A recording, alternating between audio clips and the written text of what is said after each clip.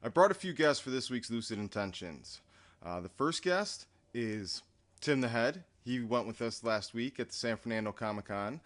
And if you haven't seen the pictures yet, we're running a contest on our The Perfect House movie Facebook page for people to like whichever favorite headshot from the weekend that we took. If you don't know, we've gone around the country over the past couple years and we've been promoting The Perfect House. And we took Tim the Head with us as kind of our roaming gnome. Everywhere we go, everybody we meet, we have him take a picture with Tim the Head.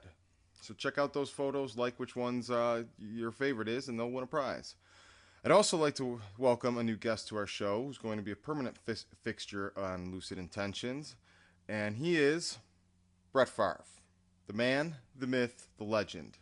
He's going to look over things. He's going to lead us to the path of victory because that's what Brett Favre does. Those that don't know, Brett Favre has I have a strong emotional connection with Brett Favre.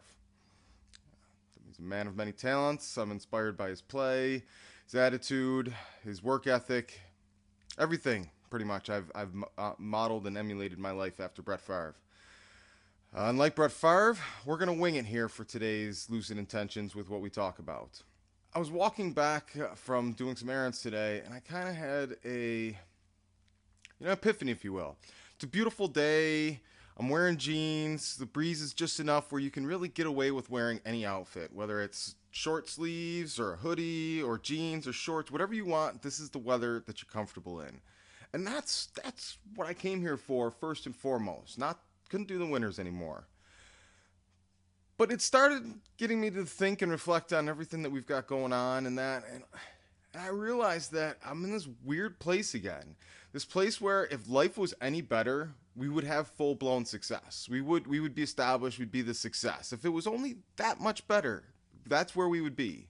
But at the same time, if life was any worse, we'd be homeless. We're that close to being homeless at any given moment as well.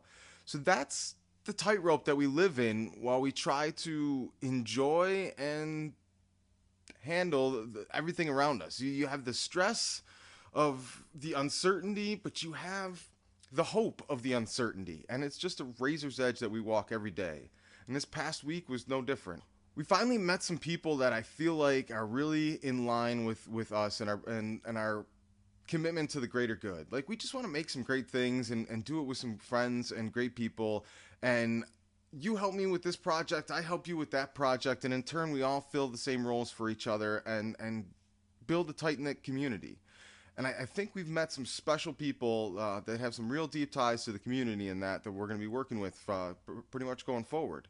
We're going to be meeting again Friday. We just had another meeting today. And, after the weekend and after we've all kind of had a chance to get acclimated to each other, I'm very excited to introduce you to the new team that we've brought on board. And I look forward to that being next week's Lucid Intention update. One of the things that we're going to be talking about when we do get together Friday is the poker tournament, what date we're still looking for, how big it's going to be, what level of involvement everybody's going to be taking responsibility for, who's doing what. It's really, again, it's just snowballing on us here, and we've got to hang on. We also reached out to Aces and Angels about help with the poker tournament. They're a company that does charity poker tour. They run a charity poker tour that's pretty popular and been all over the country. So if anybody's got the experience and the know-how on how to run the best tournament possible, it's these guys. So we're talking to them, and that's some more things that are going to be happening over this weekend. Besides the addition of our two new friends, I don't know if you noticed in Andrea's last episode of Andrea's Angst, but we finally, after 8 weeks, figured out what every teenage girl with a webcam knows. Open space behind you helps alleviate the shadows and doesn't look as bad. If you watched last week's Lucid Intentions, I kind of got into the battle and the conflict between the analytical people and the creative people, and how this clash is kind of deteriorating the quality of content and storytelling that's out there, and really my feelings on the whole situation. We also addressed that this all kind of arose from a conflict with the guys we were talking about with crowdfund management. Over the past week, it's been worked out. It got worked out in one of those kind of good news, bad news scenarios. The bad news is, somebody that we thought was going to be a good friend and a part of what we were doing decided that really, regardless of our project, they kind of had a crisis of faith with the whole crowdfund management thing and the whole viability of crowdfunding in general. And a big part of it is for many of the things I talked about last week, and the fact that they just don't believe legitimate, like sincere entertainment and sincere meaning, and they just don't believe in sincerity anymore. They believe you have to fake the beginning and create this whole inorganic cash inflow to give the appearance of success, and that's really the only chance to succeed anymore. And as Brett will be the first to tell you, you can't fake the hard work. You can't fake the success, and you can't fake the sincerity. You either have it or you don't. And really, we just couldn't move forward with somebody that didn't even believe in their own work and what they were doing anymore. So, again, beyond our best wishes and desires and hopes, it was out of our control, and we simply had to keep moving forward. But the good news of the whole situation is the marketing expert that is the partner in the whole aspect still believes in everything we're doing and sees the marketing power of what we're putting together, and the vulnerability of authenticity, and he's still on board. And that's really the key part, because if we can't get our voice out there and we can't get people to actually hear what we're saying, there's no way it can sink in, there's no way it can matter.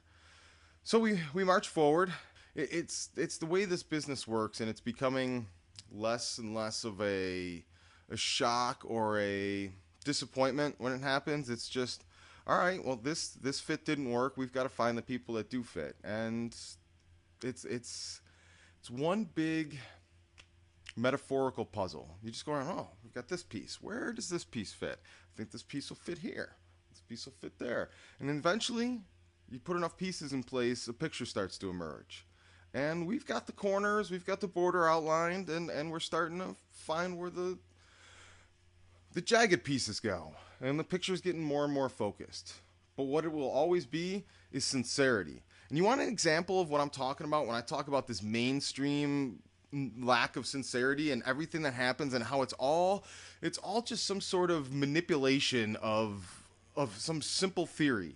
This Lena Dunham chick, she's the new it girl, and the alternative, and the voice, and the one with all the corporation and the marketing and the financing behind her.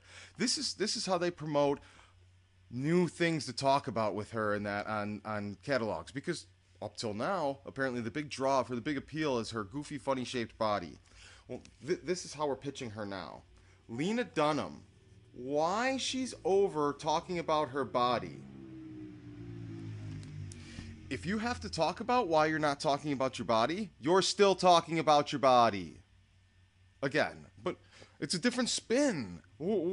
This is what the people will mindlessly buy. It's this type of stuff. This is what we're trying to give you more credit for. Give ourselves more credit for, because we started same as everybody. We like movies. We just want to see certain movies that nobody else is making, so we want to make these too. And put that as part of what's out there in the world. But we want to be sincere about it. We don't have to dupe you into shit. Like, I don't know what else to tell you, but the harder it is for things to share inorganically, the more it justifies why everybody tries to fake you, why they try to manipulate you and lead you into the rabbit or the mouse in the cheese maze. We're better than that.